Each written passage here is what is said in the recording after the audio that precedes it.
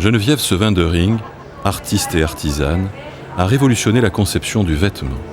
C'est à 40 ans qu'elle interrompt une carrière prometteuse au TNP, le théâtre de Jean Vilar et de George Wilson, pour mener sa recherche. Au fil du temps, elle a collecté et rangé dans ses tiroirs des milliers d'illustrations, de plissés, de drapés, d'ornements de tous les continents. Cette armoire du monde est une réserve d'imaginaire et une source d'inspiration continue pour elle et ses élèves. La liberté, c'est de pouvoir dire « je me trompe et je recommence ».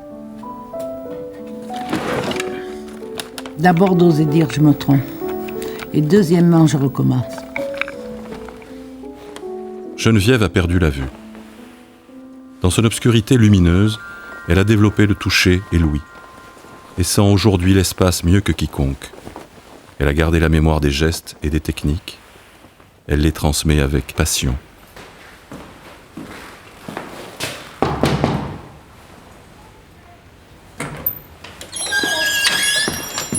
C'est moi Geneviève, c'est Ossine. Bonjour. Je viens pour l'essayage comme prévu.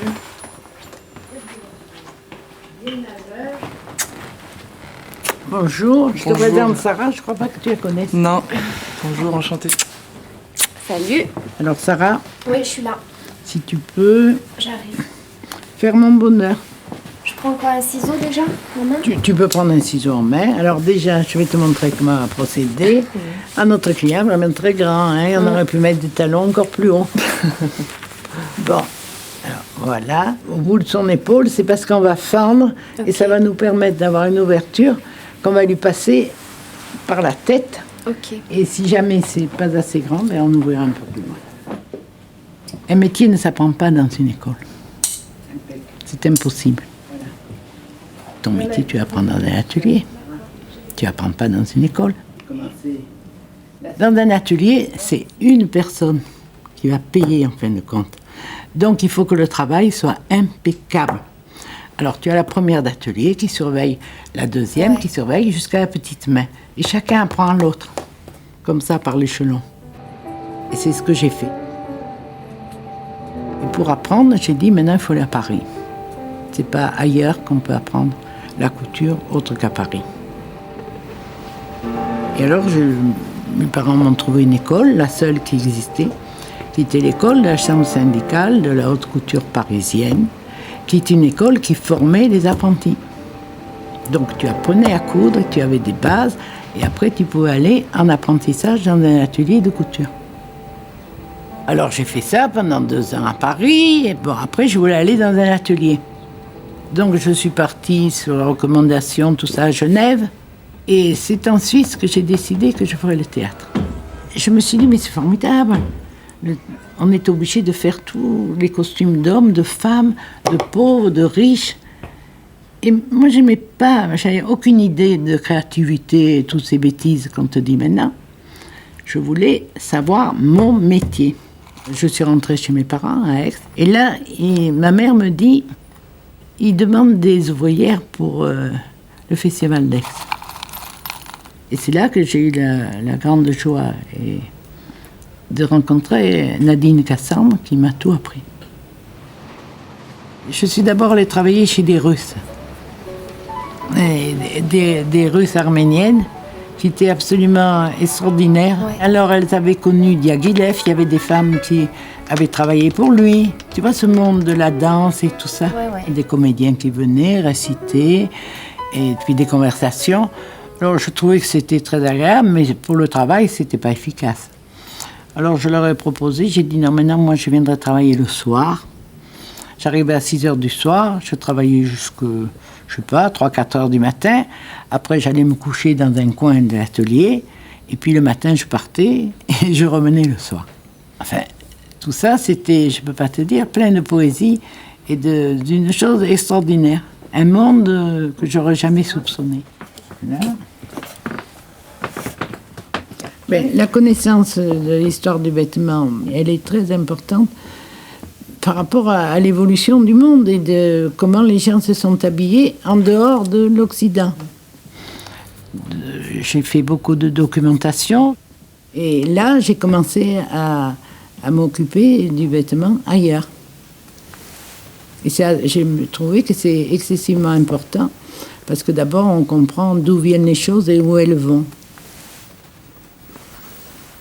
Et quelques années plus tard, après avoir commencé à avoir plus d'expérience, j'ai téléphoné à Léonore Fini et je lui ai dit, voilà, maintenant, je veux faire des costumes, j'en ai assez de ne pas en faire.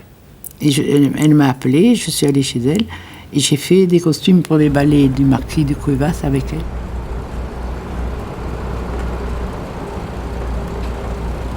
Et on me téléphone du théâtre de l'Eure. Quand j'arrive au théâtre, le monsieur me dit « Voyez ces messieurs, et si vous entendez avec eux, ben vous ferez des costumes.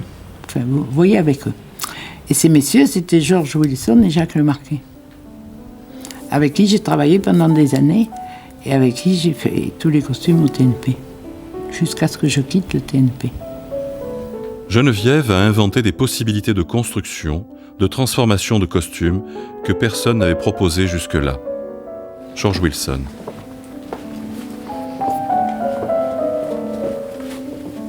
Reste là. Bouge pas.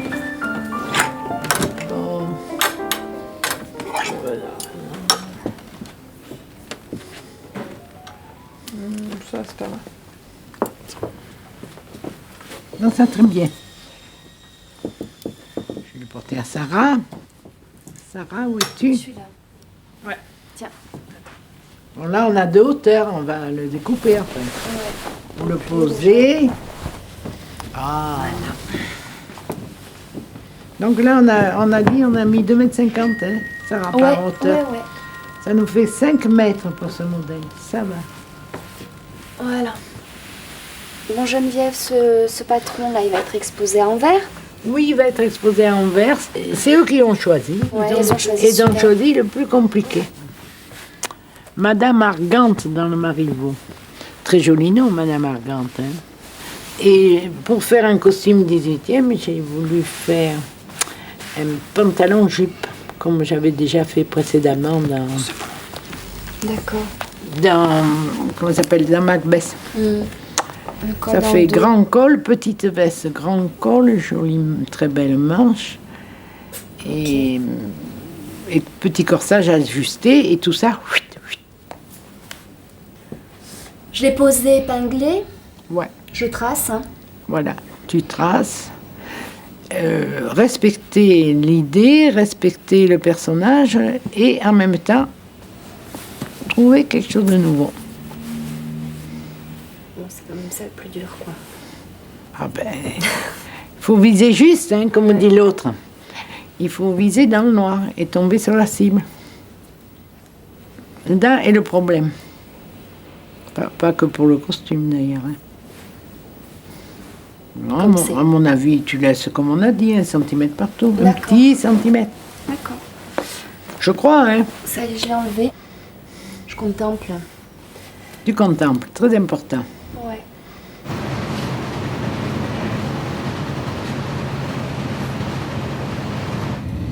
Hartelijk welkom aan de passagiers die in Brussel zijn ingestapt aan boord van deze Thalys. Mais là, c'est pas une exposition spéciale à moi, hein. C'est tous les patrons. Ça va être rigolo de voir les autres patrons. Il y a Lacroix, il y a Issey-Miyake, il y a Mamoto, il y a... Parce que par le plan, on comprend, on peut arriver... C'est très intéressant, les plans, c'est beaucoup plus intéressant que le vêtement. Et jamais on parle de la structure. On le fait pour l'architecture, mais pas pour le vêtement.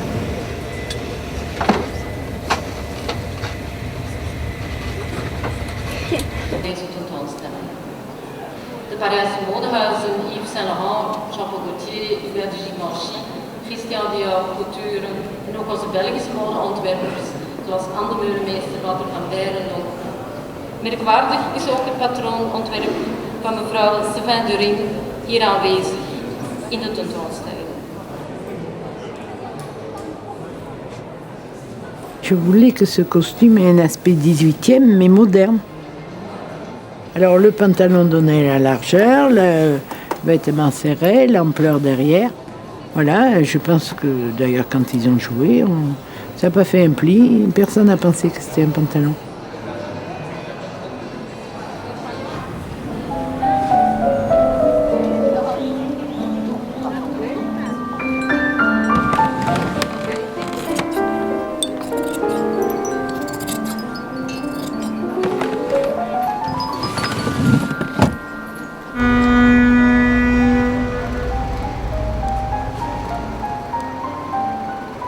j'ai rencontré une dame avec qui j'ai beaucoup travaillé justement, qui s'appelle Madame Cessé, qui m'a fait découvrir les vêtements ethniques et qui était une juive. Je dis juive parce qu'elle connaissait l'Orient et tous ces peuples. Donc son père était marocain, sa mère était esquénaze.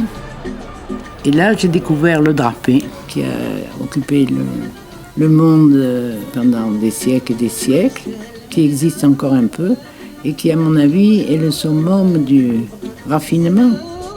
Parce que les gens qui se drapent sont obligés de connaître leur corps. Et c'est une question d'équilibre parfaite. Si c'est pas équilibré, ça tient pas. Et ça m'a donné le sens de l'équilibre dans le vêtement. Donc c'était, tu vois, des mélanges comme ça que j'aurais jamais... Mes parents étaient catholiques et je connaissais pas tout ça. Ça a été une ouverture extraordinaire. Et après, nous avons découvert ce fameux livre de Tilk, qui est un Allemand qui a passé sa vie à reprendre les formes des vêtements du monde. Je ne pouvais pas rêver mieux. C'est aussi l'un pratiquement des seuls ouvrages qui montrent les vêtements à plat, c'est-à-dire pas en petits morceaux séparés, comme on les fait nous dans notre civilisation et qu'on a maintenant exporté dans le monde entier. Et ce livre a été pour ma mère, ça a été une ouverture sur ces coupes du monde qui sont pour certaines très archaïques, comme on le voit dans ce livre, et qui se retrouvent aussi d'un bout à l'autre de la Terre de manière parfois très inattendue, quoi. Et là, ça m'était une seconde découverte. Mais c'était pas encore tout ça, c'est pour dire que c'est un lent cheminement pour arriver jusqu'au vêtement en un seul morceau. Ça n'est pas venu comme ça. Parce que dans ces vêtements des peuples du monde, tu as des vêtements en un seul morceau. Ce à quoi on pense tout de suite, c'est le boubou, le poncho, des choses comme ça. Donc, ma mère a voulu ressenti le besoin d'avoir un plan en un seul morceau pour répondre à un besoin de mouvement, en fait. Et ce besoin, n'était pas rempli par les vêtements en plusieurs morceaux, donc la méthode classique de couper une manche, un devant, un dos. Je vais retracer un peu, puis on va couper. Hein. Oui. Et alors, il y a une autre chose aussi très intéressante, c'est que quand on travaille en petits morceaux, on dit toujours « tu cales ». Caler, c'est quand même grave, hein. Tu prends un truc, tu cales. Ça veut dire tu bloques. Et tu bloques tout dans un essayage et tu moules. C'est pas étonnant qu'après on puisse plus bouger. Et je trouvais qu'ils étaient trop immobiles. Et que les acteurs étaient sur scène comme des statues, qui se déplaçaient comme ça. Et je me suis dit, non, là, il y a quelque chose qui manque, même si ces costumes sont très beaux, que tout Paris vient les voir, même M. Saint-Laurent et tout ça, hein. Bon. Enfin, ça, c'est autre chose, hein. Oui. Nous en parlerons plus tard. Bon, alors, tu coupes. Ouais, ça y est, je commence. C'est à Chaillot que j'ai découvert qu'il fallait changer. C'est pourquoi j'ai arrêté de travailler. Ce qui a paru monstrueux de s'arrêter dans une si belle carrière. Ah oui, ils n'ont pas compris. Ah non. J'ai dit, il ne faut plus travailler comme ça. Mais je ne sais pas encore comment.